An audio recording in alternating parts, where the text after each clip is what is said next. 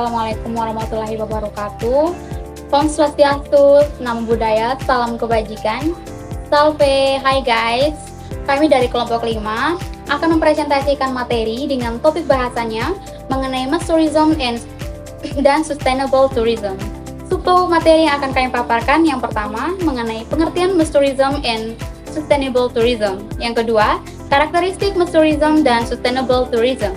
Yang ketiga, kritik terhadap mass tourism. Dan yang keempat, implikasi mass tourism and sustainable tourism. Dan yang terakhir mengenai pariwisata alternatif dan pariwisata skala kecil. Selamat menyaksikan. Berikut ini cara menjelaskan mengenai pengertian mass tourism dan sustainable tourism. Mass tourism mengacu pada wisata dalam skala besar dengan jumlah wisatawan yang sangat banyak. Ciri-cirinya antara lain, yang pertama, jumlah wisatawan yang sangat besar bisa mencapai ribuan atau jutaan orang. Dan yang kedua, menggunakan transportasi massal seperti pesawat terbang, kapal pesiar, bis, dan lain-lain. Dan yang ketiga, akomodasi berupa hotel-hotel besar dan kapasitas yang besar. Dan yang keempat, tujuan wisata yang populer dan ramai dikunjungi. Dan yang kelima, kurang memperhatikan dampak terhadap lingkungan dan sosial budaya masyarakat.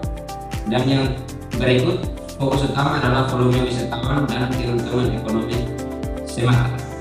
Dan yang kedua, sustainable tourism. Sustainable tourism atau pariwisata berkelanjutan adalah konsep pariwisata yang memperhatikan aspek keberlanjutan dalam 3 dimensi, yaitu yang pertama, ekonomi. Ekonomi mengoptimalkan manfaat ekonomi bagi masyarakat lokal dan memastikan keberlanjutan usaha pariwisata. Dan yang kedua, sosial budaya. Sosial budaya menjaga kelestarian budaya dan nilai-nilai masyarakat lokal serta melibatkan mereka dalam pengelolaan pariwisata. Dan yang ketiga, lingkungan. Lingkungan meminimalkan dampak negatif terhadap lingkungan alam, sumber daya, dan ekosistem. Sustainable tourism mengutamakan kualitas pengalaman wisatawan, bukan hanya kuantitas. Pengembangannya berorientasi jangka panjang, bukan hanya keuntungan jangka pendek. Tujuan adalah mencapai keseimbangan antara aspek ekonomi, sosial budaya, dan lingkungan dalam pariwisata. Baik, yang berikut karakteristik mass tourism atau pariwisata massal. Yang pertama, skala besar. Mass tourism dicirikan oleh jumlah wisatawan yang sangat besar dengan ribuan bahkan jutaan orang mengunjungi destinasi-destinasi populer dalam waktu yang bersamaan. Yang kedua, standarisasi produk dan layanan. Akomodasi transportasi dan aktivitas wisata cenderung seragam dan massal tanpa memperhatikan keunikan lokal. Wisatawan memberi paket-paket wisata terstandarisasi. Yang ketiga, kurangnya autentisitas pengalaman wisata.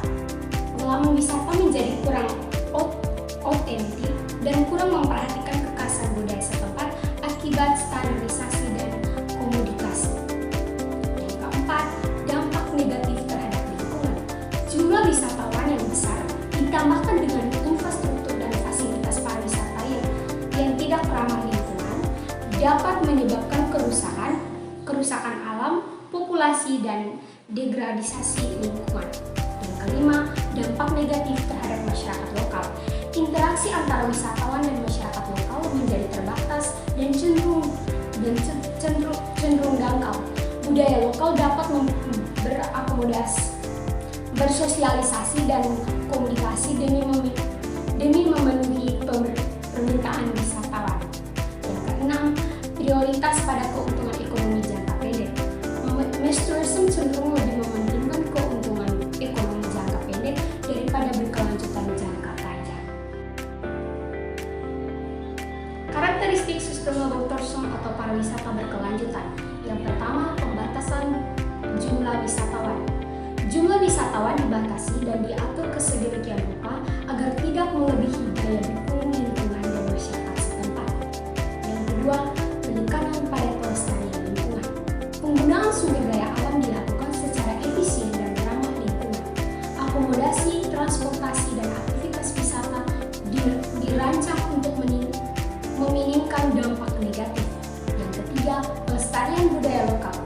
Wisatawan didorong untuk menghargai dan mempelajari budaya setempat, bukan hanya menjadi komoditas. Yang keempat, pemberdayaan masyarakat lokal. Masyarakat lokal dilibatkan dalam perencanaan, pengelolaan, pengambilan keputusan terkait pariwisata, serta mendapatkan manfaat ekonomi yang adil. Yang kelima, keseimbangan antara kebutuhan wisatawan lingkungan, dan masyarakat lokal. Sustainable tourism berupaya mencapai keseimbangan antara kepentingan wisatawan, kelestarian lingkungan, dan kesejahteraan masyarakat. Berikut saya akan menjelaskan beberapa kritik terhadap mass tourism. Yang pertama, dampak negatif terhadap lingkungan. Mass tourism seringkali mengabaikan dampak buruk terhadap lingkungan seperti kerusakan habitat, polusi, dan degradasi sumber daya alam. Yang kedua, komodifikasi budaya lokal. Mass tourism cenderung memperlakukan budaya lokal sebagai komoditas untuk memenuhi permintaan wisatawan. Yang ketiga, marginalisasi masyarakat lokal. Masyarakat lokal seringkali teralienasi di tanah mereka sendiri akibat dominasi industri pariwisata. Yang keempat, standarisasi pengalaman wisata. Wisatawan cenderung hanya mengunjungi tempat-tempat populer dan kurang memiliki kesempatan untuk menjelajahi budaya dan alam setempat secara mendalam. Yang kelima, overcrowding dan kepadatan berlebih. Overcrowding juga dapat memberikan tekanan berlebih pada infrastruktur dan fasilitas pariwisata seperti mengganggu kehidupan sehari-hari masyarakat lokal. Berikut saya akan menjelaskan materi mengenai implikasi dari monotoris atau pariwisata massal. Dampak lingkungan yang pertama, kerusakan lingkungan alam akibat pembangunan infrastruktur pariwisata yang berlebihan seperti hotel, restoran, jalan, dan lain-lain. Yang kedua, polusi udara, air, dan tanah yang meningkat akibat aktivitas wisatawan dan kendaraan. Yang berikut, dampak sosial budaya, seperti perubahan gaya hidup dan nilai-nilai budaya lokal akibat akulturasi dengan budaya wisata, peningkatan kriminalitas, prostitusi, dan penyalahgunaan narkoba, kepadatan penduduk dan kemacetan lalu lintas di daerah tujuan wisata. Yang ketiga, dampak ekonomi, ketergantungan ekonomi masyarakat lokal pada sektor pariwisata, kenaikan harga barang dan jasa daerah tujuan wisata, kesenjangan ekonomi antara masyarakat lokal dan pelaku wisata industri pariwisata. Baik, berikutnya saya akan menjelaskan mengenai implikasi sustainable tourism atau pariwisata berkelanjutan di Indonesia. Yang pertama, mengenai dampak lingkungan. Konservasi lingkungan alam dan keanekaragaman hayati melalui pengembangan ekowisata dan pariwisata berbasis alam. Yang kedua, pengurangan konsumsi sumber daya alam dan energi melalui praktik pariwisata yang ramah lingkungan. Yang ketiga, pengelolaan limbah dan sampah pariwisata secara bertanggung jawab. Yang keempat, mitigasi dampak perubahan iklim melalui pengurangan emisi karbon dari aktivitas pariwisata. Yang kedua, dampak sosial budaya. Yang pertama, pelestarian budaya dan kearifan lokal melalui pengembangan pariwisata berbasis masyarakat. Yang kedua, peningkatan keterlibatan dan pemberdayaan masyarakat lokal dalam industri pariwisata. Yang berikut, peningkatan kesadaran dan apresiasi wisatawan terhadap budaya lokal. Yang keempat, meminimalisasi dampak negatif sosial budaya akibat interaksi antara wisatawan dan masyarakat lokal. Materi yang ketiga mengenai dampak ekonomi. Yang pertama, pemerataan distribusi manfaat ekonomi pariwisata kepada masyarakat lokal. Yang kedua, peningkatan pendapatan dan kesejahteraan masyarakat lokal melalui partisipasi dalam industri pariwisata. Yang ketiga, pengembangan usaha-usaha pariwisata skala kecil dan menengah oleh masyarakat lokal. Yang berikut, peningkatan daya saing destinasi pariwisata Indonesia di pasar global. Implementasi sustainable tourism di Indonesia membutuhkan komitmen dan kolaborasi dari berbagai pemangku kepentingan, termasuk pemerintah, industri pariwisata, masyarakat lokal, dan wisatawan. Hal ini dapat mendorong pembangunan pariwisata yang lebih berkelanjutan dan memberikan manfaat yang seimbang bagi lingkungan sosial budaya dan juga ekonomi.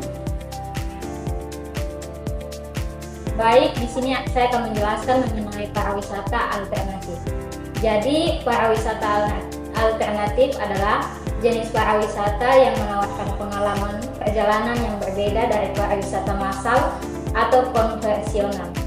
Tujuannya adalah untuk memberikan pengalaman yang lebih otentik, berkelanjutan, dan bertanggung jawab secara sosial dan lingkungan.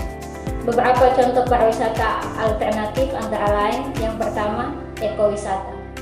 Pariwisata yang fokus pada konservasi lingkungan dan memberikan manfaat bagi masyarakat lokal, contohnya wisata alam, wisata berbasis komunitas, dan wisata edukasi lingkungan. Yang kedua, agrowisata. Pariwisata yang mengunjungi dan terlibat dalam aktivitas pertanian, perkebunan, dan peternakan. Contohnya wisata kebun, wisata peternakan, dan wisata petik buah. Yang ketiga, wisata budaya. Pariwisata yang mempelajari dan menghargai budaya lokal seperti seni, tradisi, kuliner, dan cara hidup masyarakat setempat. Yang keempat, wisata petualangan. Pariwisata yang menawarkan aktivitas rekreasi dan olahraga alam seperti hiking, mendaki gunung, rafting, dan lainnya. Yang kelima, ada wisata religi.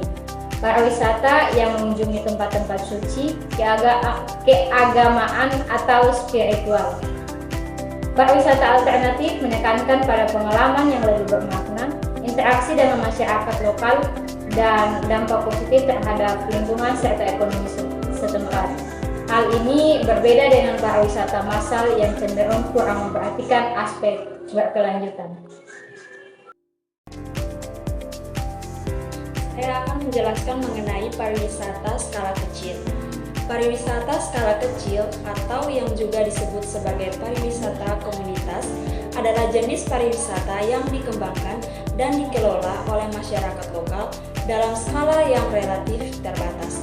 Beberapa karakteristik utama pariwisata skala kecil adalah: yang pertama, skala dan ukuran yang terbatas. Jumlah wisatawan yang terbatas biasanya dalam jumlah kecil. Yang kedua, kepemilikan dan pengelolaan lokal, dimiliki dan dikelola oleh masyarakat setempat. Yang ketiga, fokus pada pengalaman otentik, menawarkan pengalaman budaya, alam, dan gaya hidup masyarakat lokal yang asli. Yang keempat, dampak terbatas, memiliki dampak yang lebih terbatas terhadap lingkungan dan sosial budaya masyarakat. Contoh pariwisata skala kecil antara lain desa wisata, ekowisata berbasis masyarakat, homestay di rumah-rumah penduduk, wisata petualangan skala kecil, wisata kuliner, dan kerajinan lokal. Pariwisata skala kecil bertujuan untuk memberdayakan masyarakat lokal, melestarikan budaya dan lingkungan, serta memberikan pengalaman yang otentik bagi wisatawan. Hal ini berbeda dengan pariwisata massal yang cenderung kurang memperhatikan aspek keberlanjutan dan keterlibatan masyarakat lokal.